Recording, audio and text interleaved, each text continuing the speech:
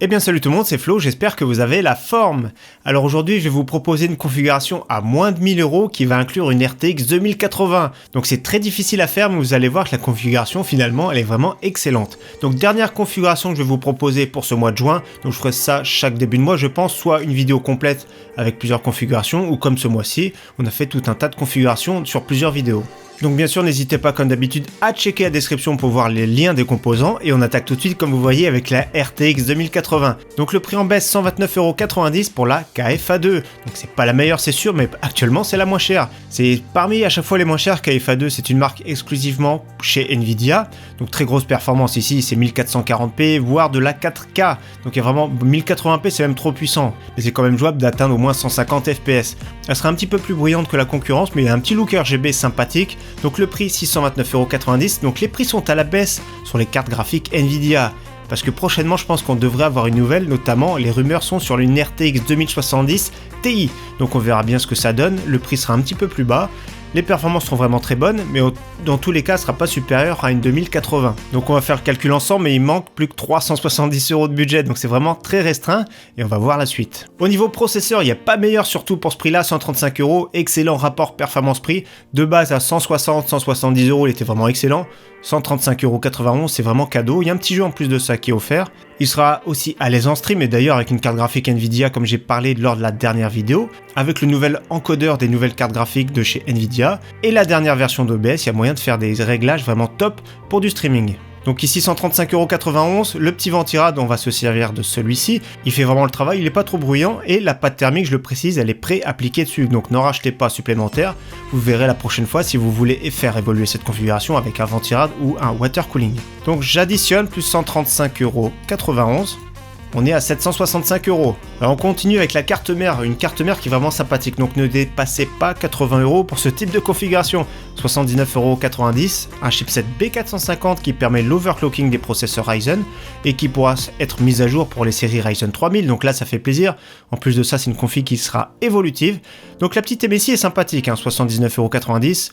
Une carte son vraiment super correcte, on pourra mettre 4 barrettes de RAM, donc à ce prix là pas de Wi-Fi, et à ce prix là c'est une carte mère micro ATX, après on s'en fout, les performances sont les mêmes. En plus de ça cette carte mère gère le RGB 12V, donc franchement pas mal, 79,90 €, donc je vais rajouter ça.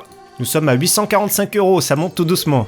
Et petite précision, ceux qui veulent économiser encore 5 €, il y a une petite carte mère qui est sympathique, la Gigabyte B450 qui est toujours à très bon prix et qui gère également le RGB, donc l'une ou l'autre sont très bien, je préfère le look quand même de la MSI. Alors maintenant la plus grosse concession qu'on va faire sur cette config à moins de 1000 €, c'est la partie stockage. Donc là c'est vraiment dommage, 19,99 €, on fait du basique, un disque dur de 500 Go, mais il faut vraiment faire de l'économie pour que ça rentre dans le budget de moins de 1000 €. Donc 19,99 €, 7200 tours par minute. Bien sûr si vous avez 30 € supplémentaires à mettre, il faudra mettre sur un SSD de 240 Go.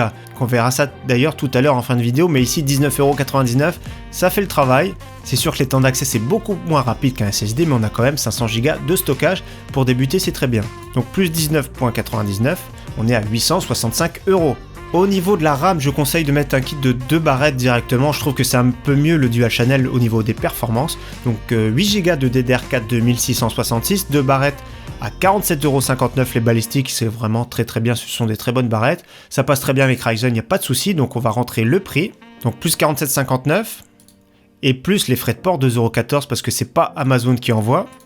915 €, c'est vraiment pas mal, donc les barrettes à moins de 50 €. Si vous voulez économiser quelques euros ou également passer rapidement à 16 Go, une seule barrette peut être aussi un choix, donc c'est un petit peu moins cher, en plus de la DDR4 3000 de chez Corsair, 46,98 €, donc je mettrai le lien également, après c'est à vous de faire le choix.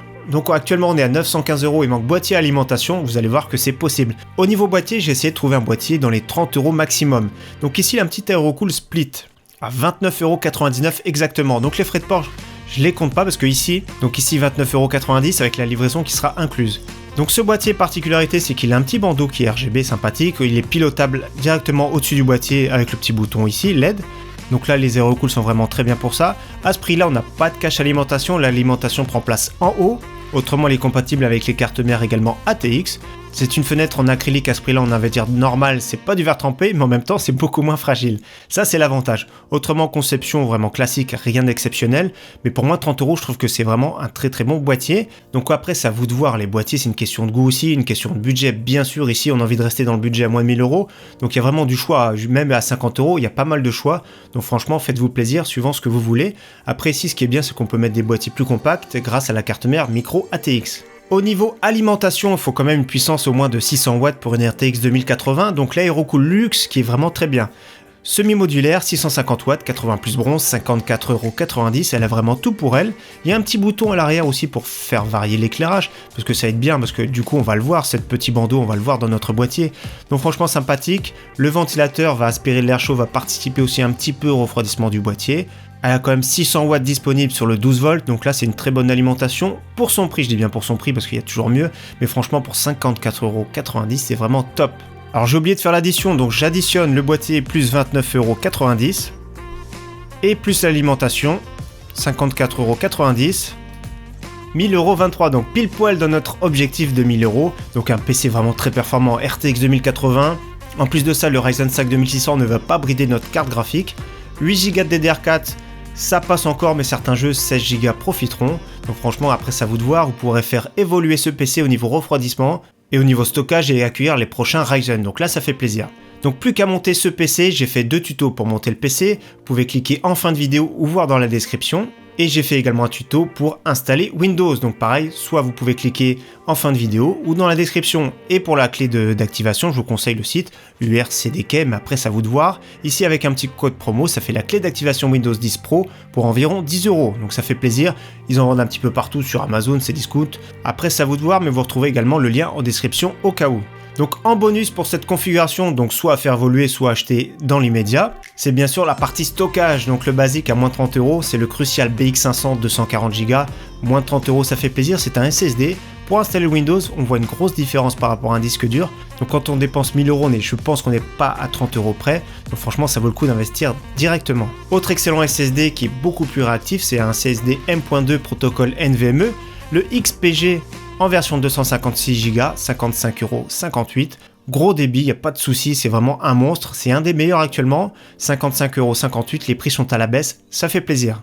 Également en bonus, on peut prendre directement 16 Go de DDR4, 75,99 €, c'est un bon prix, mais bien sûr, des fois sur Amazon Allemagne, il y a des bons prix. Sur le site aussi également Alternate, mais ici, il y a le prix qui est vraiment super intéressant, avec un look sympathique. Donc franchement, c'est vraiment pas mal de passer directement à 16 Go.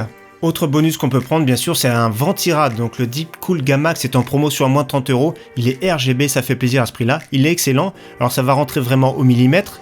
Mais là, pour le coup, on a du look supplémentaire, un meilleur refroidissement qui pourra bénéficier d'un overclocking, du coup, notre Ryzen. Donc là, moins de 30 €, ça fait plaisir. Et pour finir, ceux qui ont besoin de Wi-Fi, la petite carte Wi-Fi de TP-Link qui est vraiment très bien, format PCI Express, avec 2 antennes qui va très bien capter, un look noir qui passe partout. Le prix raisonnable, 35,99 €.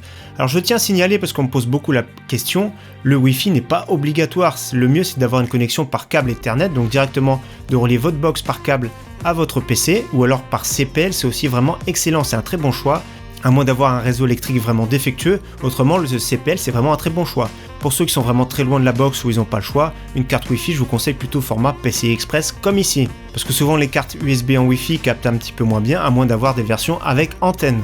Donc voilà pour cette config RTX 2080 à 1000 €, j'espère qu'elle vous aura plu. Je pense que c'est vraiment difficile de faire mieux, mais en tout cas c'est une grosse puissance, vous pouvez y aller les yeux fermés, c'est vraiment très puissant et c'est évolutif en plus, donc là ça fait plaisir. En tout cas, encore une fois, merci d'avoir suivi cette vidéo. Demain, je ferai la vidéo bon plan, donc demain soir. Donc je vous dis d'avance à très bientôt. Salut à tous, ciao, bye.